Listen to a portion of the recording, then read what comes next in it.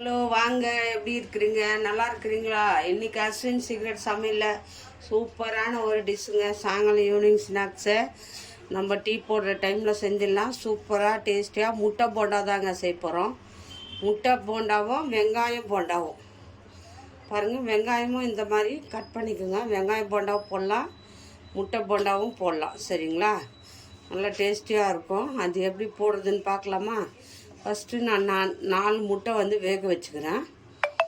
பாருங்கள், கொத்தமல்லி, கேரட்டு, வெங்காயம் இது நம்ம மேலே போடுறதுக்காக. சரிங்களா? இந்த வெங்காயத்தை எடுத்து வச்சுக்கலாம். ஒரு தட்டில் வெங்காயம் பாருங்கள், இந்த மாதிரி கட் பண்ணிக்கோங்க. நம்ம வெங்காய பஜ்ஜி போட போகிறோம். சூப்பராக இருக்கும் வெங்காய பஜ்ஜி. அது எப்படி சிம்பிளாக போடலான்னு மட்டும் பாருங்கள். நம்ம டீ போடுற நேரத்துக்கு முட்டை வேக வச்சா போதும். எல்லாம் கட் பண்ணி வச்சா முட்டை 4 முட்டையை நல்லா வேக வச்சு தோல் எடுத்துட்டுக்கிறேன். சரிங்களா? முட்டையை வேக வச்சு தோல் எடுத்தாச்சு. இப்போ இது நம்ம கட் பண்ணிக்கணும். சரிங்களா? முட்டையை நம்ம 4ஆக கட் பண்ணிக்கலாம். 5ஆக கட் பண்ணிக்கோங்க. பாருங்கள், இந்த மாதிரி. எப்போ தான் வெடிக்காது. ஒரு முட்டை போண்டா போட்டால் வெடிக்கும் உள்ளே. அதுக்காக நீங்கள் இந்த மாதிரி கட் பண்ணிக்கோங்க. அப்போ நல்லாயிருக்கும். முட்டை போண்டா வெடிக்காது. நல்லா சூப்பராக வரும். உள்ளே கூட மசாலாலாம் ஏறும். இந்த மாதிரி கட் பண்ணிடுங்க. முட்டை போட்டால் அப்படியே போடுவாங்க, வெடிக்கும். இந்த மாதிரி போடுங்க. சரிங்களா?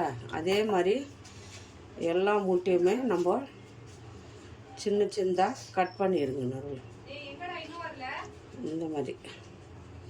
சரிங்களா? இந்த மாதிரி கட் பண்ணிட்டு 4 முட்டை நான் வேக வச்சுக்கிறேன். 4 முட்டையை நான் முட்டை போண்டா போட போகும். கொஞ்சம் லைட்டாக கீரலாக பண்ணிடுங்க. சரிங்களா? பாதி கூட கட் பண்ணி போடலாம். அப்படியே போடுறேன் முழுசாக. வெங்காயம் பஜ்ஜி போட போகிறேன். எல்லாத்தையும் கட் பண்ணி இந்த மாதிரி ஒரு 4-5 கீரல் போட்டுக்கோங்க. தனியாக எடுத்து வச்சுக்கோங்க. இப்போ மாவு எப்படி கலக்கிறது பார்க்கலாமா?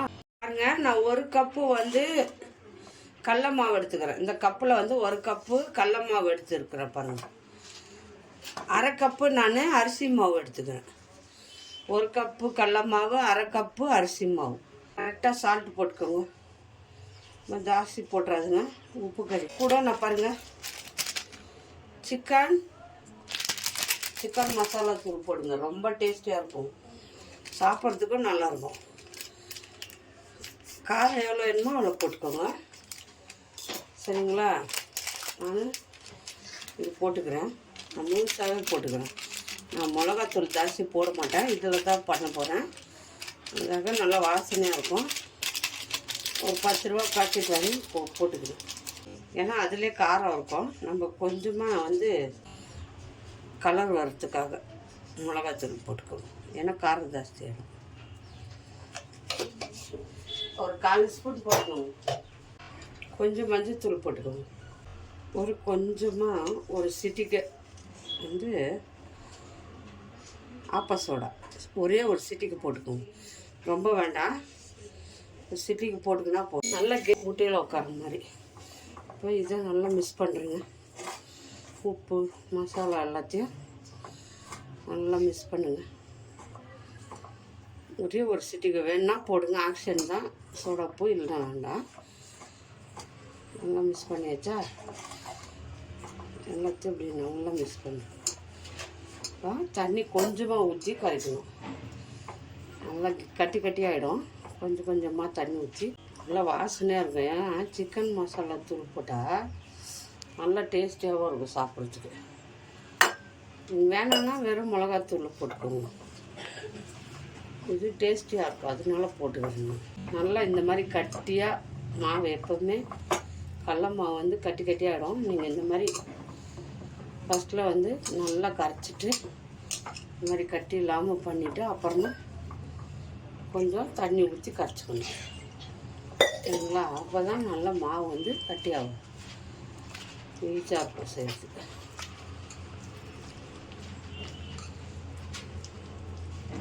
இது மாதிரி நல்லா இப்போ வந்து அந்த தண்ணியிலே கரைச்சிடணும். முதல்ல எல்லா தண்ணியும் ஊற்றிட்டிங்கன்னா மாவு வந்து அப்படியே புட்டை புட்டியாக ஆகிடும், கட்டி கட்டியாக. அதே நீங்கள் வந்து கொஞ்சமாக தண்ணி ஊற்றி நல்லா கரைச்சிட்டு அப்புறமா நீங்கள் கரைச்சிங்கன்னா கட்டிகள் சேராது. மாவு வந்து இந்த மாதிரி இருக்கணும், ரொம்ப வந்து கெட்டி இருக்கக்கூடாது, ரொம்ப தண்ணியாகவும் இருக்க ஒட்டாது. சரிங்களா? ஒட்டாமல் போய்டும். இப்படி கரைச்சிக்கோங்க. மாவு தண்ணி ஆயிட்டாலும் ஒட்டாது. கரெக்டாக வந்து இப்படி ஊற்றினா இப்படி போகணும். அப்போ தான் தண்ணியாக இருக்கக்கூடாது. நான் கரைச்சிட்டேன். இப்போ எண்ணெய் சூடு பண்ணிட்டு நம்ம போண்டா போட்டு எடுத்துக்க வேண்டியதான். அவ்வளோதாங்க, ஈஸி இல்லையா? கெஸ்ட்டு வட்டாலும் ஈஸியாக பண்ணலாம். சூப்பராக போண்டா பண்ணி இஷ்டப்பட்டு சாப்பிடுவாங்க. அவ்வளோதான், எண்ணெய் சூடு பண்ணிக்கலாம். பாருங்க, ஆயில் ஊற்றிக்கோங்க. போண்டா சுடுற அளவுக்கு ஆயில் ஊற்றிடுங்க. எண்ணெய் நல்லா சூடாகட்டும். எண்ணெய் சூடு பண்ணு. ஆயில் வந்து நல்லா சூடாகிட்டுக்குது. சூடான ஆயில் கொஞ்சமாக எடுத்து நம்ம மாவில் ஊற்றிக்கணும். கொஞ்சமாக இந்த ஆயில், ஏன்னா நல்லா மொறுன்னு வரணும், சாஃப்ட் ஆகாது. மாவு வந்து சூடான எண்ணெய் கொஞ்சம் ஊற்றினா 4 முட்டையும் போட்டாச்சு. 4 முட்டை போட்டு இதில் பாருங்கள், இந்த மாதிரி போடுங்க. சரிங்களா? ஈஸி ரொம்ப. முட்டையே போண்டா.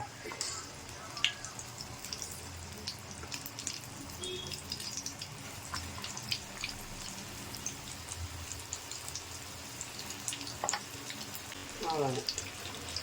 கொஞ்ச நேரம் அப்படியே விட்டுருங்க, 5 நிமிஷம் விட்டுருங்க. ரொம்ப ஆயில் வைக்காதுங்க, ஏன்னா முட்டை வந்து வெந்திருக்குங்க.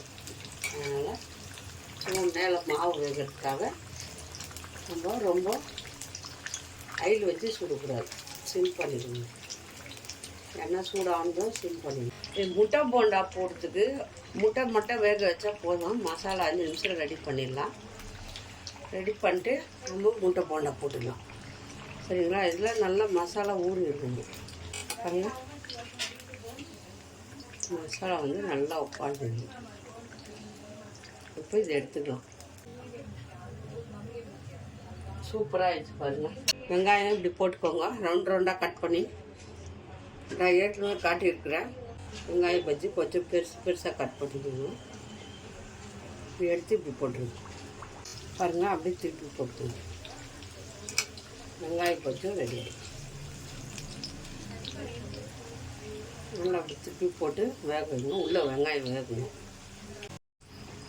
நம்ம வெங்காயம் பஜ்ஜும் போட்டாச்சு. சரிங்களா? சூப்பராக வெந்து வெங்காயம் உள்ள வைக்க வெந்திருக்கு பாருங்க.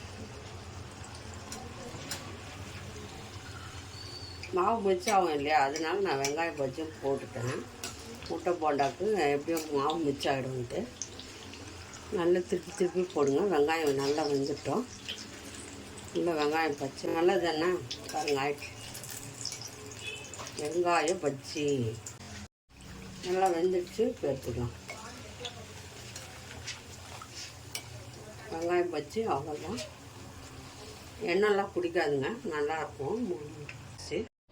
பாருங்கள், சூப்பராக நம்ம போண்டா முட்டை போண்டாவை இந்த மாதிரி கட் பண்ணுங்க.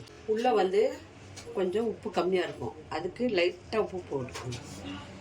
லைட்டாக உப்பு, ஏன்னா முட்டைக்கு உப்பு இருக்காது, உள்ளே இருக்காது இல்லையா, அதுக்காக சூட்லேயே லைட்டாக உப்பு போட்டுக்கோங்க. நல்லாயிருக்கும், டேஸ்டியாக சாப்பிடும். அது கூட காரத்துக்கு பெப்பர் பொடி,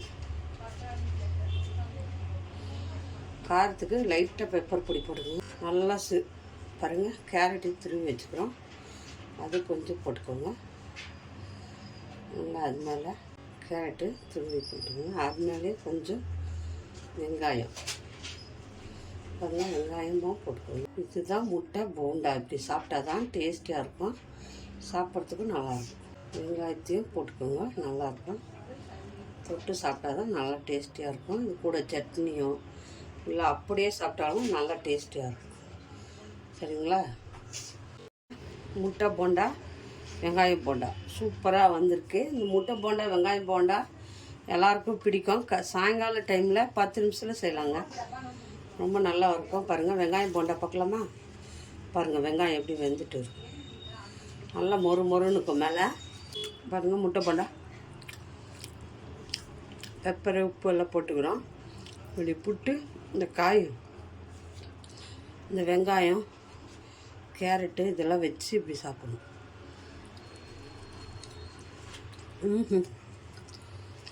டேஸ்ட்டுங்க. யாராருக்கு வெங்காயம் போண்டா முட்டை போண்டா பிடிக்குமா? லைக் பண்ணுங்கள். இன்றைக்கே செஞ்சுடுங்க, வீட்டில் செஞ்சு இந்த மாதிரி கேரட்டு வெங்காயம் கொத்தமல்லி எல்லாம் உப்பு பெப்பர் எல்லாம் போட்டு இந்த மாதிரி முட்டை போண்டா செஞ்சு கொடுங்க. பாரு, தட்டு காலி ஆகிடும்.